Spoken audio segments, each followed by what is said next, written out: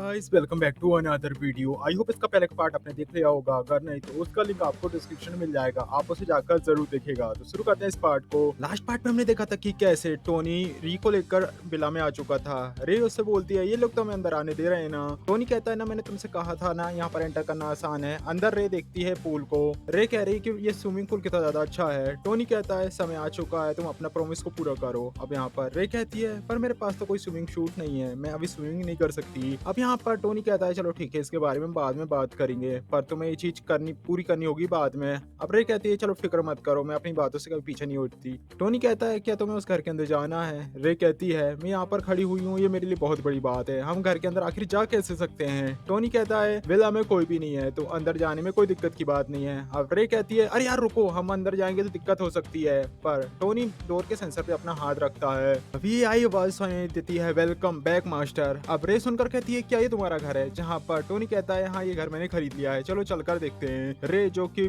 Tony को कहती है तुमने तो मुझे उल्लू बना दिया। अंदर जाने के बाद रे कहती है ये तो कितना अच्छा घर है। टोनी इस घर को खरीदने में तुम्हें कितने पैसे लगे। हाँ पर टोनी बताता है कि मुझे डिटेल्स के बारे में ज्यादा कुछ नहीं पता, पर शायद मुझे कुछ बिलियंस का अमाउंट लगा होगा। रे कहती है तुम मुझे उल्लू क्यों बना रहे हो, क्यों कोर्ट का सबसे महंगा घर 1.2 बिलियन का है और आखिर इसकी कीमत और बिलियंस में कैसे हो सकती है। मतलब इसका मतलब ये है कि तुमने पूरा ही किसी कोर्ट को खरीद लिया है। टोनी कहता है कि हाँ तुम सही कह रही हो, मैंने पूरा का पूरा किसी कोर्ट को ही बाय कर लिया है। अब यहाँ पर रे कहती है क्या तुम्हारे पास इतने ज्यादा पैसे हैं, तुम्हारे पास आसमान से पैसे आते हैं। अब तभी यहाँ पर टोनी याद करता है अपनी ढोलक सोनपुरी को। वो कहता है ये तो उससे ज्यादा आसान है। अब रे कहती है कि तुमने तो काफी ज्यादा पैसा कमा लिया है और शायद तुम गोबर ड्राइव के तौर पर एक्सपीरियंस ले रहे हो। रे कहती है कि ये काउस कितना ज्यादा कंफर्टेबल है। टोनी कहता है तुम आज रात यहाँ पर रुक सकती हो, वैसे भी इस घर में बहुत सारे कमरे हैं, तुम किसी भी कमरे में रुक सकती हो। अब रे कहती है हाँ तो तुम मुझे कल सुबह मेरे ऑफिस को छोड़ दोगे, वैसे तुम्हारे पास क्या लेडीज नाइट सूट है। अब टोनी कहता है मैं यहाँ पर अकेला रहता हूँ तो मेरे पास आखिर लेडीज नाइट सूट कैसे आएगा। अब तुम चाहो तो यहाँ पर बिना कपड़ों के भी रह सकती हो, मैं तुम्हारे कमरे में नहीं आऊंगा। लेकिन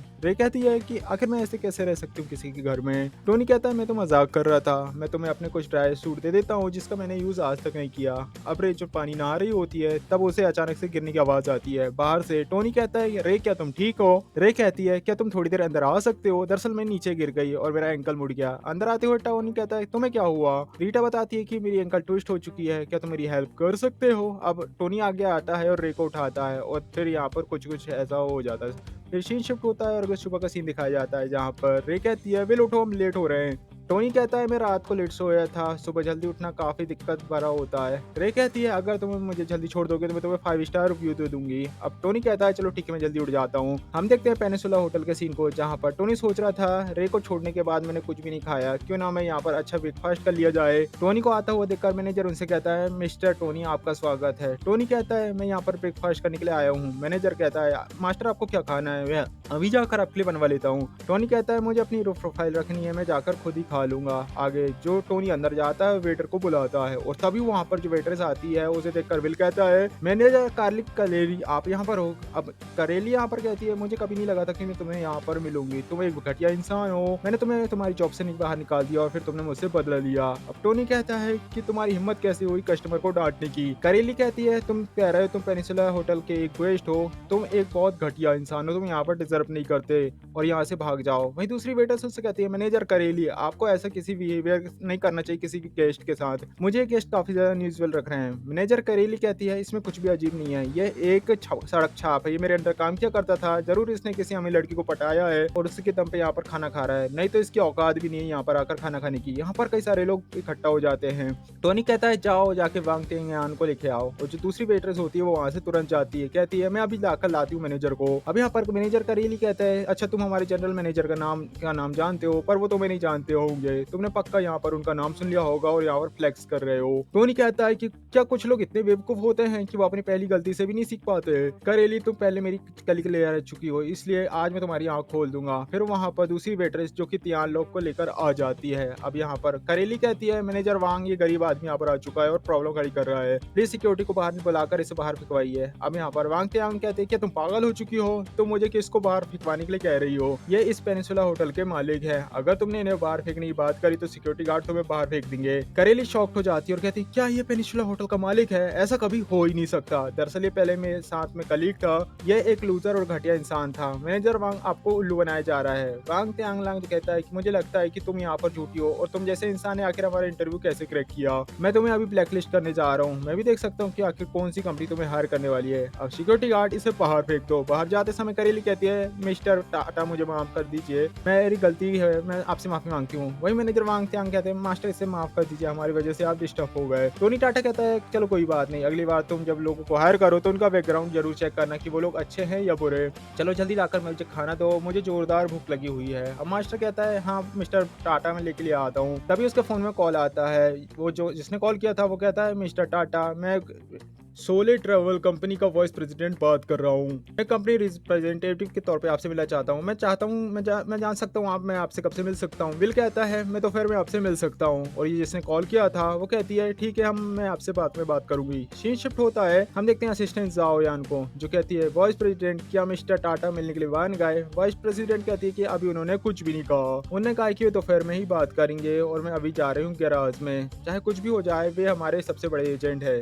जायोन कहती है चलो ठीक है मैं आपके लिए कैब बुक कर देती हूँ। हम कहते हैं टाटा बताता है कि कैसे उसे नया होटल आया है कि उसे पेनिनसुला होटल से जराज कॉर्पोरेशन जाना है। चलो ठीक है पास में तो मैं इसे एक्सेप्ट कर लेता हूँ। अब टोनी यहाँ पर वाइस प्रेसिडेंट के पास पहुंच चुका था। टोनी कहता है क्या आप नंबर 688 मिस्टियान है? मिस्टियान कहती है हाँ ये मैं ही हूँ। और वे सोच रही होती कि ये तो कितना ज्यादा क्यूट और हैंडसम है। यहाँ पर टोनी कहता है आपका ड्राइवर आपके सामने आ चुका है। मिस्टियान कहती है क्या तुमने कहा 16 ड्राइवर? अब यहाँ पर जायांग कहती है आखिर तुम्हारी कंपनी इतनी ज्यादा अमीर कैसे हो गई कि तुम्हारे ड्राइवर लैम्बोर्गिनी वो भी स्पेशल जॉनसन्स एडिशन वाली लैम्बोर्गिनी यूज करने लगे। उसे कहता है जल्दी आओ कार में बैठ जाओ। और मिस्टियान जो कार में बैठ चुकी थी। अब मिस्टियान कहती है तुम एक 16 ड्राइवर हो और तुम्हारे पास एक लैम्बोर्गिनी कार है, क्या तुम यहाँ पर लाइफ को एक्सपीरियंस कर रहे हो? सच में इस कार में बैठने में बहुत अच्छा लग रहा है। टोनी कहता है कि तुम तो ऐसा कह रही हो जैसे कि मैं कोई बेकार इंसान हूँ और ऐसे क्या रूल है कि तुम्हारे पास कोई सुपर कार है तो तुम एक ड्राइवर नहीं बन सकते। मिस्टियान कहती है हाँ तुम बन सकते हो लेकिन तुम्हें कुछ चीजों का ध्यान रखना चाहिए, अगर तुम्हारे कारण सोले कंपनी के ऊपर कोई भी बात आएगी तो तुम्हें सस्पेंड कर दिया जाएगा। टोनी कहता है कि तुम्हारे पास इतनी पावर है कि तुम मुझे सस्पेंड करा सकती हो। अब यहाँ पर टियान कहती है कि मैं गोवर कंपनी की वाइस प्रेसिडेंट हूँ, सोलह कंपनी की राइट्स मेरे पास इतने ज्यादा है कि मैं तुम्हें कंपनी से बाहर निकाल दूं। विल कहता है वैसे तो मैं भी सोलह कंपनी की एक मेजर शेयर होल्डर हूँ। टियान कहती है ये देखो ये मेरी वर्किंग आईडी है, मैं सच में वाइस प्रेसिडेंट हूँ। यहाँ पर टोनी कहता है ये तो कितना अच्छा कमाल का कोइंसिडेंट है, कल ही मैंने सोलह ड्राइविंग कंपनी से 21% शेयर को खरीदा है और थोड़ी देर पहले क्या इसी ने मुझे कॉल किया था। मिस्टियान कहती है इसका मतलब तुम मिस्टर टाटा हो? टोनी कहता है हाँ मैं ही मिस्टर टोनी टाटा हूँ। घबराते हुए मिस्टियान कहती है मिस्टर बम्बानी टोनी टाटा मुझे माफ करिएगा, मैंने आपको ऑफेंड कर दिया है। जब आपके सारे ऑर्डर्स कंप्लीट हो जाएंगे क्या हम थोड़ी देर के लिए बात कर सकते हैं? टोनी टाटा कहता है मुझे कुछ ऑर्डर्स कंप्लीट करने हैं, उसके बाद अगर टाइम मिलेगा तो हम बात कर सकते हैं। फिर वे लोग जलज कॉर्पोरेशन पहुंच जाते हैं। मिस्टियान कहती है चेक करिए आप मैं पेमेंट क्यों नहीं कर पा रही हूँ। तभी टोनी चेक करता है और उसे बताया जाता है कि आपने सोलर कंपनी के रूल्स को तोड़ा है इसलिए आपको सस्पेंड किया जा रहा है, आपको सस्पेंड करने वाली है जेलिस कॉर्पोरेशन। टोनी सोच रहा होता है कि कल शायद जिस लड़के ने कंप्लेंट करी थी उसने ये सब करवाया है। अब टोनी कहता है आखिर जेलिस कंपनी और सोले कंपनी में क्या रिलेशन है। मिस्टियान बताती कि दरअसल जो कोस्टल एरियाज है उसके अंदर के सारे काम जेलिस कंपनी संभालती है। मिस्टियान सोचती कि आखिर जेलिस वाले क्या कर रहे हैं, अगर वो ऐसे ही हमारे मेजर शेयर होल्डर को ऑफेंड करेंगे तो हम पूरी तरीके से बैंक करप्ट हो जाएंगे। टोनी सोच रहा होता है कि मैं उस कंपनी को नहीं छोड़ने वाला जिसने कल मेरी कंपनी कंप्लेंट करी है। अब टियान कहती कि मिस्टर टाटा आपको फिक्र करने की जरूरत नहीं है, इस पूरे मैटर को मैं पर्सनली हैंडल करूंगी। आखिर इन लोगों की हिम्मत कैसे हुई आपको सस्पेंड करने की? मैं जाता हूँ और इन लोगों से खटिया खड़ी करता हूँ। टोनी टाटा कहता है कि आखिर आप अकेली क्यों जाएंगे, चलिए हम साथ में मिलकर इन्हें देखते हैं। फिर वे लोग कॉन्फ्रेंस रूम में आ चुके थे। अब पर जेलिट का वो कहता है आखिर तुम लोग हो कौन, ऐसे अंदर आ रहे हो हमारे कॉन्फ्रेंस रूम में? टोनी टाटा कहता है कि मेरा नाम है टोनी टाटा, तुम लोगों ने मेरा 16 लाइसेंस को बैन करवा दिया है इसलिए मैं तुम लोगों से बात करने के लिए आया हूँ यहाँ पर जेलिस के प्रेसिडेंट कहते हैं जियालू इनको तुम्हारा डिपार्टमेंट संभालता है ना? जियालू कहता है कि हाँ हम ही संभालते हैं इसे। मेल के पास वो जाता है और कहता है कि तुम काफी ज्यादा एरोगेंट हो, तुम हमें ढूंढते हो हमारी कंपनी तक आ गए, किसने तुम्हारे बारे में कंप्लेंट करी थी, यही कारण है कि मैंने तुम्हें टोनी बैन कर दिया, यहाँ से जाओ टोनी नहीं तो मैं सिक्योरिटी को बुलाऊंगा। तभी टोनी चेयर पर बैठता है और कहता है मिस टियान मुझे लगता है कि अगर आपको आगे हैंडल करना चाहिए। मिस टियान कहती है किसी ने यहाँ पर कंप्लेन करी है, तुमने सस्पेंड कर दिया, तुमने इन्वेस्टिगेशन भी नहीं करी, सोले कंपनी के वाइस प्रेसिडेंट के तौर में मैं तुम्हें जेलिस कंपनी को ब्लॉक करती हूँ, अब तुम हमारे साथ काम नहीं कर सकते। वेरनालू शॉर्ट हो जाता है और कहता है क्या आप गोवर कंपनी की सोले कंपनी के वाइस प्रेसिडेंट हैं। तभी मिस्टर यान अपने कार्ड को उनके सामने फेंक दिया है। वो दोनों छपरी उस कंपनी के डर जाते हैं और कहते हैं आप सच में वाइस प्रेसिडेंट हैं। अब ये दोनों छपरी कहते हैं जाओ इसे एक्सप्लेन करो कि ये सब क्या चल रहा है, हमारे प्रेसिडेंट को यहाँ पर क्यों आना पड़ा। छपरी जाओ कहता है कि मिस्टर यान इस बंदे ने एक लड़की को ऑफेंड किया था जिसके कारण हमारी कंपनी की रेपुटेशन खराब हो रही थी, जिसके कारण मुझे मजबूरन इसके लाइसेंस को ब्लॉक करना पड़ा। मिस्टर यान कहती है क्या तुमने इस प्रेसिडेंट के बारे में इन्वेस्टिगेशन करी है? तुम्हें पता है तुमने इसे जिसे सस्पेंड किया है वो हमारी कंपनी का 21% शेयर होल्डर है। इन्होंने कल ही हमारी कंपनी के शेयर को खरीदा है। ये हमारी कंपनी के सेकंड सबसे बड़े शेयर होल्डर है। अब यहाँ पर वैन कहता है मिस्टर यान क्या आप मजाक कर रही है, ये तो बस एक सोलह ड्राइवर है। मिस्टर यान कहती कि ये ड्राइवर के तौर पे काम करते हैं ताकि कंपनी के बारे में सब कुछ जान सके और अगर कोई प्रॉब्लम हो तो ये सॉल्व कर पाए, लेकिन तुमने इन्हें ही सस्पेंड कर दिया। तुमने यहाँ पर सस्पेंड किया है, मैं तुम्हें जॉब से निकालती हूँ, तुम हमारी कंपनी के साथ अब काम नहीं कर पाओगे। अब यहाँ पर वैन कहता है जाओ तुमने बिना इन्वेस्टिगेशन करके किसी को ब्लॉक नहीं किया, जाओ टाटा से माफी मांगो वरना तो मैं तुम्हारी जान ले लूंगा। अब जान जाकर कहता है मिस्टर टाटा मेरी गलती थी, प्लीज मुझे सस्पेंड मत करिए।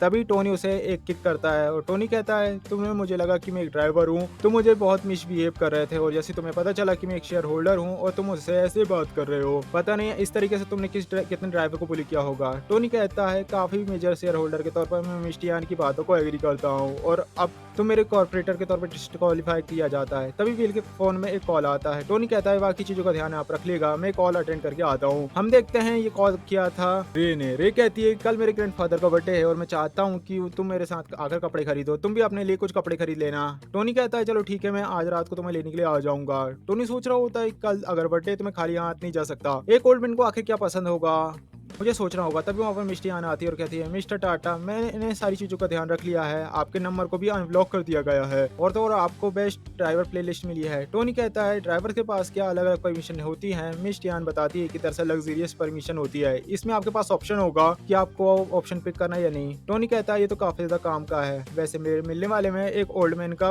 बंदा है, मेरे काफी ज्यादा करीब है, आपके हिसाब से उन्हें क्या गिफ्ट देना चाहिए? ऐसा कौन है जो मुझे एक अच्छा सा गिफ्ट दे सकता है? जहाँ पर मिस्टर यान कहती है कि दरअसल मिस्टर टाटा क्या आपको जैन डाकिन की पेंटिंग चाहिए? अब टोनी हैरान हो जाता है कि क्या तुम जैन डाकिन की पेंटिंग मुझे दिला सकती हो? मिस्टर यान कहती है कि दरअसल जो हमारे मिस्टर टेंग है उन्होंने मिस्टर जैन डाकिन की पेंटिंग खरीदी थी, अगर आपको चाहिए तो मैं पेंटिंग आपको दे सकती हूँ। टोनी कहता है अगर वो पेंटिंग जैन मार्किन की है तो वो बहुत अच्छी बात है, वैसे मुझे कितने पैसे देने होंगे इसके बदले में? मिस्टर यान कहती है कि मिस्टर टाटा आप मुझसे मजाक मत करिए, आखिर हम आपसे पैसे कैसे ले सकते हैं, अब बस ये कहिए कि पेंटिंग कहाँ भेजनी है। टोनी कहता है पेनिसुला होटल के मैनेजर को वो दे दीजिएगा, वैसे मुझे किसी के भी एहसान मंजूर नहीं है, पेंटिंग के बदले में आपको 1% इक्विटी देता हूँ, इससे हम बराबर में आ जाएंगे। अब यहाँ पर त्यान सोचती है कि 1% का मतलब ये 500 मिलियन युआन दे रहे हैं जो काफी अच्छी है। टोनी कहता है चले ठीक है मैं चलता हूँ, आप जैसे काम करते हैं ठीक वैसे करते रहेगा, मैं ज्यादा इंटरफेयर नहीं करूंगा। अब त्यान कहती है मिस्टर टाटा हमारे प्रेसिडेंट चाहते हैं कि आप यानचेन में हमारे गेस्ट बनकर आए। टोनी कहता है ठीक है मैं यानचेन आऊंगा, जब टाइम आएगा मैं तुमसे कांटेक्ट कर लूंगा। और तो और टोनी सोच रहा होता है कि मुझे यानचेन के ऑर्फनेज में गए हुए बहुत टाइम हो चुका है, मुझे वहां पर जाकर लोगों से मिलना चाहिए। अब मिस्टर यान ने उसे 5 स्टार रेटिंग देती होती है। टोनी कहता है बस एक ऑर्डर और मेरा मिशन कंप्लीट हो जाएगा। तभी टोनी अपना ऑर्डर देखता है और कहता है अच्छा ये तो वही जगह है जहाँ पर मुझे जाना है। सीन शिफ्ट होता है और हम देखते हैं यान त्यानजिन नाम की एक लड़की को जो कहती है बेबी टेंशन मत लो, मैं बस अभी आ ही रही हूँ, मैंने काफी अच्छे कपड़े खरीद लिए हैं, अगर तुम अच्छे से बिहेव करोगे तो मैं तुम्हें पहन के भी दिखाऊंगी। अब कार को रोकते हुए टोनी कहता है क्या आप 3838 मिशन यान है? यान तेन कहती है आखिर तुम है वो कौन? यहाँ पर टोनी कहता है मैं एक 16 ड्राइवर हूँ जिसे आपने बुलाया है। यान त्यानजिन कहती है तुम्हारी कंपनी कितनी ज्यादा अच्छी है, तुम्हारी जो मार्केट टेकिंग है, तुम काफी महंगी कार को यूज कर रहे हो। टोनी कहता है नहीं नहीं ये कंपनी का आइडिया नहीं है, ये कार मेरी पर्सनल है। मिस यान कहती है आखिर कौन ऐसा अमीर बंदा होगा जो कि एक 16 ड्राइवर के तौर पे काम कर रहा है, तुम मुझे उल्लू नहीं बना सकते, मैंने काफी सारे लोगों को देखा है और तुम जैसे 424 को भी देखा है। टोनी सोचता है ये लड़की तो बेकार है, मुझे इससे ज्यादा बात नहीं करनी चाहिए। अब टोनी जो कि पेनिसुला होटल की तरफ कार को ले जाता है। यांग कहती कि आखिर तुम ये क्या कर रहे हो, क्या कहीं इसी कारण तुम मुझे ब्रेक तो नहीं दे रहे ना क्योंकि तुम मुझसे ज्यादा चार्ज कर रहे हो। टोनी कहता है आप फिक्र मत करिए, मैं आपसे कोई भी एक्स्ट्रा चार्ज नहीं लेने वाला, मैं बस होटल का रास्ता ले रहा था।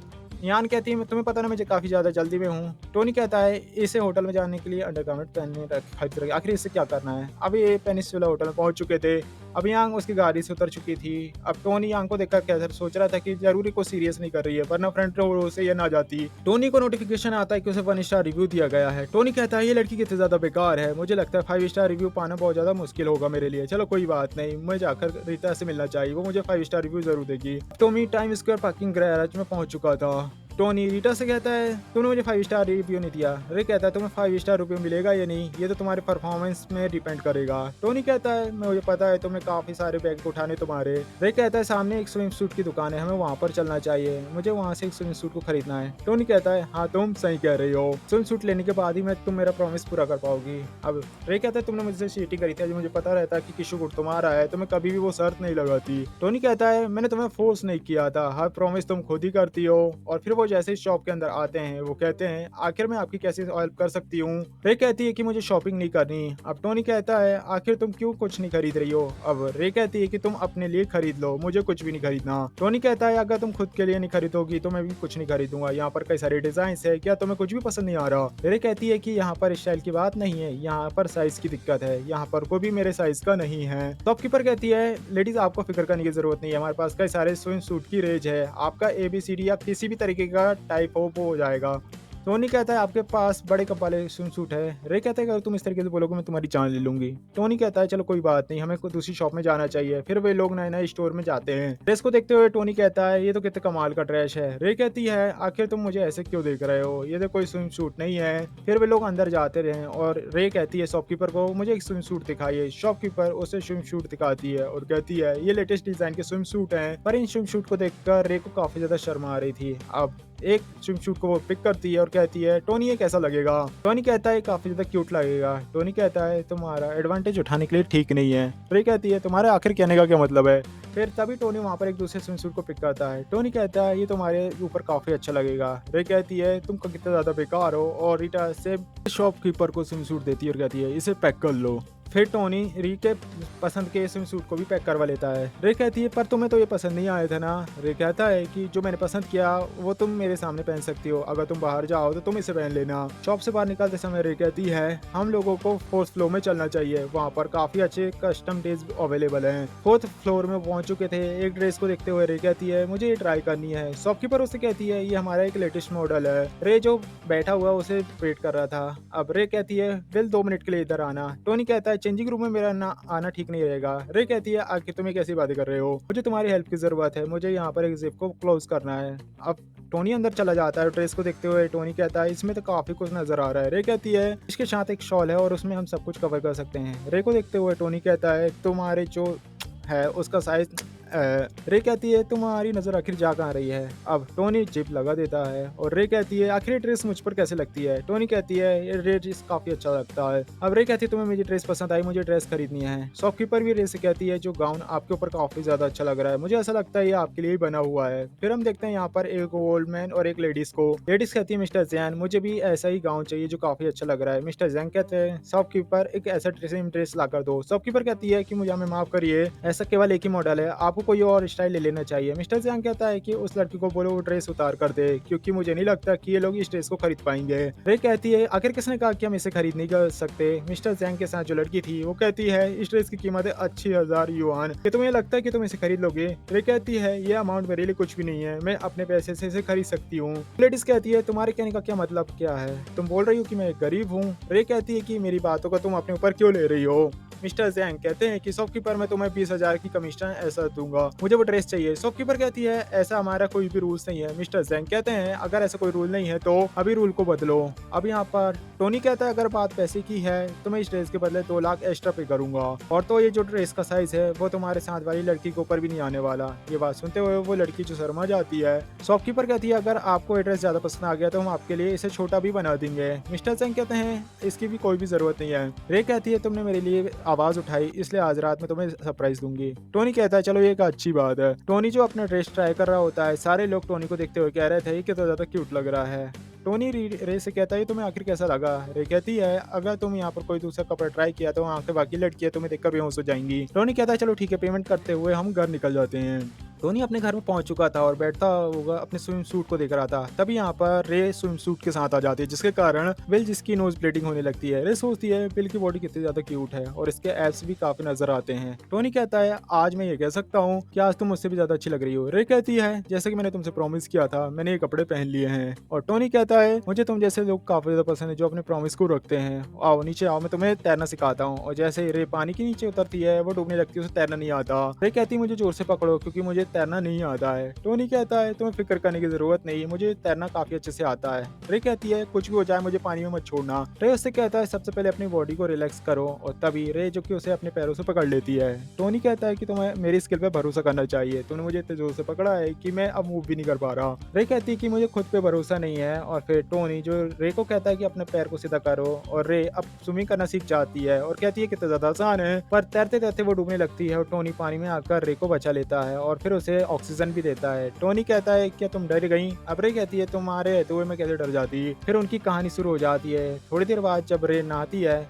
टोनी कहता है कि मैं तुम्हारा फोन यूज कर सकता हूँ। रे कहती है हाँ, इसका पासवर्ड है 95084999। अब रे जैसे उसका फोन ओपन करता है, उसके सामने ढोलक सोनपुरी आ जाती है जो उसे बताती है आपने मिशन को कंप्लीट कर लिया, इसलिए आपको 1 लाख प्रोफेसी पॉइंट मिलते हैं। आपका करियर फिलहाल 75% कंप्लीट हो चुका है, जिस कारण रिवार्ड के तौर पर आपको वानसेंग एम्पायर मिल रहा है। टोनी कहता है क्या मैंने सही सुना? तुम मुझे चाइना का second largest cruise ship terminal दे रही हो यहाँ पर।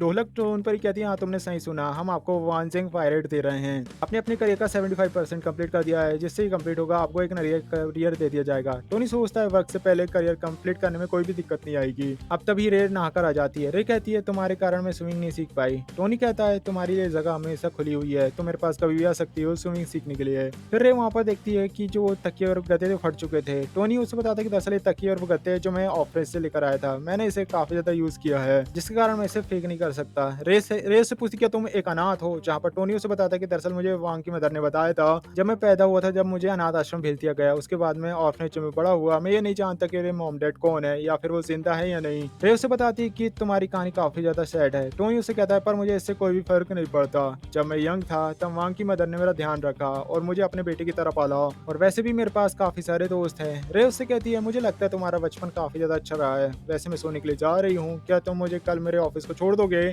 कि मुझे सुबह जल्दी जाना है ग्रैंडफादर के बर्थडे को अटेंड करने के लिए। टोनी उससे कहता है मैं उसे छोड़ दूंगा, और टोनी सोच रहा होता है कि तुम्हें हर दिन काम में छोड़ दूंगा, मुझे कोई दिक्कत की बात नहीं है, इसी के कारण मेरे मिशन कंप्लीट हो रहा है। टोनी सोया हुआ था तभी उसे आधी रात को कॉल आता है। टोनी को कॉल आई थी वांग की। वांग उससे कहती क्या तुम मुझे देखना चाहती हो? अब सामने वाला आदमी कहता है कि लूसी ने मुझे बताया तुम्हें वेकअप हो चुका है। टोनी कहता है वैसे वांग मैंने तुम्हें बड़े होते हुए देखा है, क्या तुम्हें नहीं पता कि मेरा कैरेक्टर कैसा है? मैंने जिस तरीके की दिक्कत खाई है मैं वापस आ जाऊंगा उसके बाद। अब वो बंदा कहता है तुम काफी ज्यादा जिद्दी हो, अगर तुम्हें डायना से बात नहीं करना है तो तुम मेरी दोस्त की एक लड़की है, वो तुम्हारी एज की है, तुम्हें जाकर उससे मिलना चाहिए। अब टोनी उससे कहता है वांग तुमने मुझसे कहा है तो मैं वहाँ पर जरूर जाऊंगा, थोड़े दिनों में मैं तुमसे मिलने के लिए भी आऊंगा जब मैं फ्री हो जाऊंगा। वांग उनसे कहती है कि हम लोगों ने एक मीटिंग को फिक्स किया है, कल 9 बजे तुम्हें टी हाउस जाना है, जिस लड़के से तुम मिलने के लिए जा रहे हो जिसका नाम है वैन हुई, मैं कॉल काट रही हूँ, तुम जाकर उसे मिल लेना। टोनी सोचता है डायना बहुत बेकार लड़की है। सीन शिफ्ट होता हम टी हाउस का सीन को देखते हैं, जहाँ पर टोनी कहता है मैं यहाँ पर सॉन्ग वैन नाम की लड़की से मिलने आया हूँ, उसने यहाँ पर एक फ्लोर को बुक किया है। वेट्रेस उससे कहती है मुझे सॉन्ग विन हुई ने बोला था कि आप उसे मिलने के लिए 3rd फ्लोर में जा सकते हो। फिर बिल जो 3rd फ्लोर में आ चुका था, वैंग हुई की मॉम जो कहती है तुम तो हो ना वैंग हुई की मैं टोनी टाटा हो ना, मैं इस लड़की की माँ हूँ, यह है इसकी आंट। अब टोनी कहता है सभी लोगों को हेलो। वैन हुई की मॉम जो कहती है मुझे ऑर्फनेज ने बताया कि कैसे तुम रियल एस्टेट में वर्क करते हो, अगर मुझे सस्ता घर चाहिए होगा तो क्या तुम मुझे दिला सकते हो? टोनी उससे कहता है कि मैं वहाँ पर काम नहीं करता, मुझे कंपनी से बाहर निकाल दिया गया है। वैन हुई की आंट कहती है तुम अभी क्या करते हो, क्या तुम अनएम्प्लॉयड हो? यहाँ पर टोनी टाटा कहते हैं कि नहीं ऐसी कोई बात नहीं है, मैं अभी एक सोलर ड्राइवर हूँ और अपना खर्चा चला रहा हूँ। चिढ़ते हुए वैन हुई की मॉम कहती है हमें किसी ने झूठ बोला है। तभी वैन हुई कहती है माँ गुस्सा मत करिए, मैं मानती हूँ एक इसका काम इतना ज्यादा अच्छा नहीं है, पर देखकर लग रहा है कि काफी अच्छे से काम कर रहा है, ये देखने में बहुत ज्यादा क्यूट है और हैंडसम है। चलिए सबसे बाकी चीजों से पहले बात करते हैं। वैन हुई की मॉम कहती है वैन हुई बैंक में काम करती है और इसकी कंडीशन इतनी भी ज्यादा बुरी नहीं है, मुझे उम्मीद है कि तुम एक छोटा सा घर खरीद सकते हो जो कम से कम 100 स्क्वायर फीट का होगा। वैन हुई कहती है अगर तुम मुझे इतना ज्यादा पसंद करते हो तो तुम्हारे लिए पेमेंट करना इतना मुश्किल नहीं होना चाहिए। टोनी टाटा कहता है कि क्या इसके अलावा कोई और रिक्वायरमेंट है? आंट कहती है कि हम एक ऑर्डिनरी फैमिली है, हम तुम्हारे ऊपर ज्यादा हार्ड नहीं जाएंगे, ब्राइट प्राइस के तौर पर हमने 8,28,000 युआन चाहिए जो बहुत कम प्राइस है। टोनी टाटा चाय को थूकता है और कहता है क्या कम है?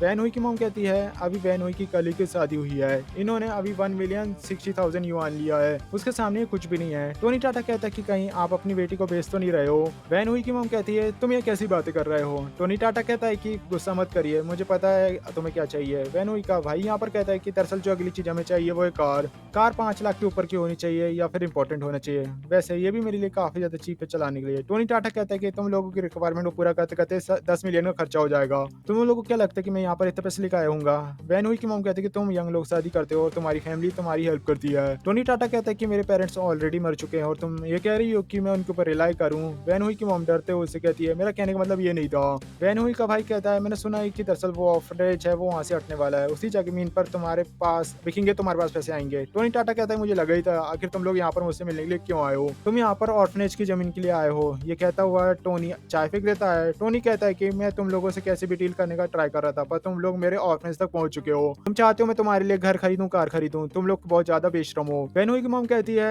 बेटा क्या तुम ठीक हो? अभी मैं तुम्हें हॉस्पिटल लेकर चलती हूँ। उसने तुम्हारे सिर पर चाय फेंका है। बेनोई का भाई कहता है, उसने मेरे सर के ऊपर चाय फेंकी है, मैं उसके सिर पर गमला फेंकूंगा। फिर वो खिड़की से एक गमला उठाता है और टोनी के ऊपर निशान लगा फेंक देता है। हम देखते हैं गमला टोनी के साइड में गिरता है। बेनोई का भाई कहता है, तुम बच गए, वरना तो मेरे हाथों मारे जाते। टोनी टाटा कहता है कि इतने ऊपर से किसी भी सामान को फेंकने का मतलब ये है कि तुमने उस बंदे के ऊपर जानलेवा अटैक किया है। मुझे यहाँ पर कुछ भी हो सकता था। अब टोनी यहाँ पर अपनी कार को स्टार्ट करता है। टोनी कहता है, मुझे कुछ भी नहीं हुआ, पर तुम्हारे फ्लैट फुट के कारण मेरे कार के ऊपर स्क्रैच आ गए हैं। मुझे नहीं पता तुम कैसे कंपनसेट करोगे। टोनी की कार को देखकर वो लोग हैरान हो चुके थे। बेनहाई का भाई इशारा करता है और कहता है, क्या ये तुम्हारी कार है? अब टोनी कहता है, हाँ ये मेरी कार है और इसकी कीमत है $20 मिलियन। इसके ऊपर नया पेंट करवाने के लिए कम से कम $5 मिलियन का अमाउंट चाहिए। बताओ तुम मुझे पैसे कैसे दोगे?